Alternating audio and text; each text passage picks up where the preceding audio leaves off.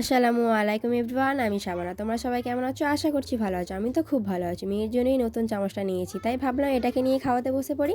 তো মেয়ের বায়না, আগে ওকে আদর করতে হবে, তারপরে খাওয়াতে হবে। তো মেয়ের কথা মতোই কাজ করে ফেললাম। ওকে আগে নিয়ে একটু আদর করে দিলাম, তারপরে খাওয়াতে বসলাম। ওকে খাওয়াতে বসা মানে প্রায় হাতে 1 ঘন্টা নিয়ে বসতে হবে, তার আগে খাওয়াতে কমপ্লিটই হবে না। আর দেখো, বাবু এই কোট প্যান্টটা কিনেছে, ঈদের জন্য ড্রেস আমাকে দেখাতে এনেছে। কোট প্যান্টটা খুব সুন্দর লাগছে, তোমাদের কেমন লাগছে আমাকে জানিও। আজকে ইফতারে আমাদের নতুন রেসিপি ছিল লুচি আর ঘুগনি।